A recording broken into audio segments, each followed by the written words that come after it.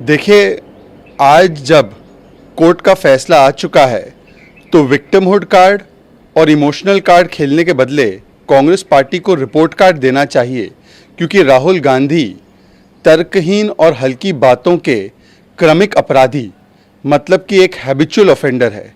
ये वही राहुल गांधी है जो एक व्यक्ति का विरोध करते करते पूरे देश के विरोध में उतर आते हैं। जिस प्रकार का वक्तव्य उन्होंने दिया उससे ओबीसी समाज की भावनाएं आहत हुई है और इसी के चलते कोर्ट ने उनको कन्विक्ट किया है। किसी व्यक्ति या सरकार ने उनको कन्विक्ट नहीं किया है। तो क्या आज कोर्ट भी विद्वेषपूर्ण भावना से काम कर रही है? क्या कांग्रेस का ये आरोप है कि कोर्ट भी उनके खिलाफ है? क्या कांग्रेस आज जो प्रदर्शन पर उतर रही है तो क्या कोर्ट के खिलाफ और संविधान के खिलाफ प्रदर्शन पर उतर रही है? और राहुल गांधी की तो पुरानी आदत है, किस प्रकार से उन्होंने कहा है कि मंदिर में जाने वाले लोग लड़कियों को छेड़ते हैं, किस प्रकार से सेना खून की दलाली करती है, सेना की पिटाई हो गई, चीन हारमनी चाहता है, पुलवामा आतंकी हमला नहीं है, एलईटी कम खतरनाक है और हिंदू आतंकी गुट ज़्यादा खतरनाक है, हिंदू आतंक के बारे में दुष्प्रचार फैलाना, इस प्रकार की शब्दावली और इस प्रकार के वक्तव्य राहुल गांधी की तरफ से बार बार आए हैं।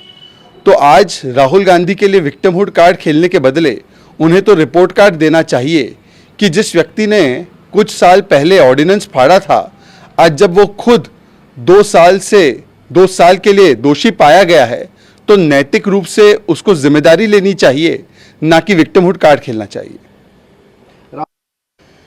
Today, instead of playing the victimhood card or the emotional card, the Congress party must give a report card, because Rahul Gandhi is a serial and habitual offender when it comes to making loose comments, and in his haste in order to be in opposition of one person or one party, he starts coming into opposition of the entire country.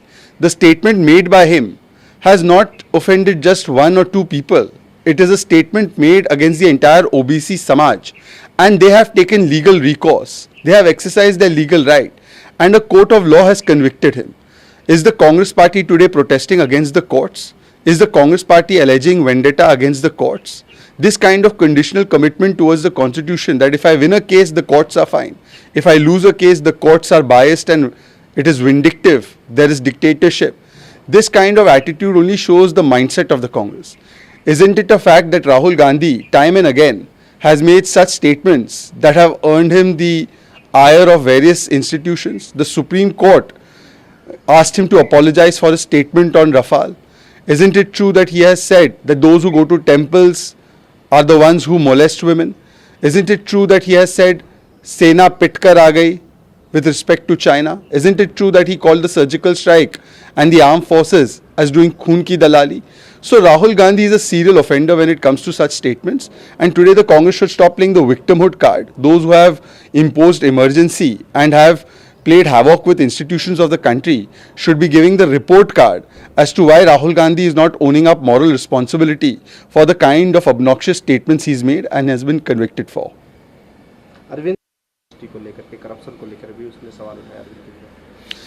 देखिए, आज जिस प्रकार से आम आदमी party के नेता एक के बाद एक भ्रष्टाचार के मामले में पकड़े जा रहे हैं और उनको कोर्ट से नहीं मिल रही है राहत की थाली, तो इसलिए बनते हैं ये तर्कहीन गालियों के मवाली।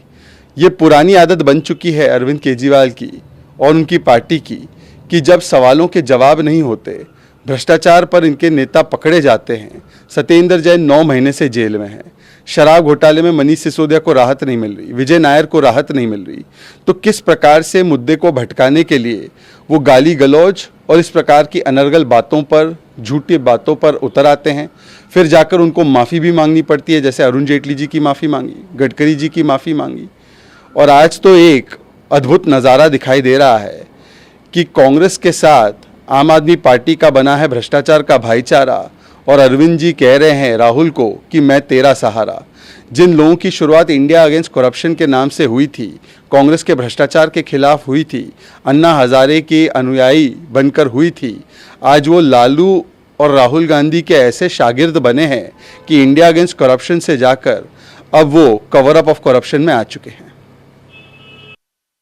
जी, Prime Minister Narendra Modi? You know, it has become the old habit of the Aam Aadmi Party that whenever they are asked questions about their corruption, whenever they are exposed, and when courts of law do not give relief to their leaders who are indulging in corruption, be it Satyendra Jain, be it Manish Sisodia, be it Vijay Nair or others, instead of answering the questions directly, instead of giving an account of what they have done, they start abusing, deflecting, diverting and making unnecessary comments and hit and run charges. And then they go and apologize later on, as they did to Swargya Arun Jaitley ji, to Gadkari ji.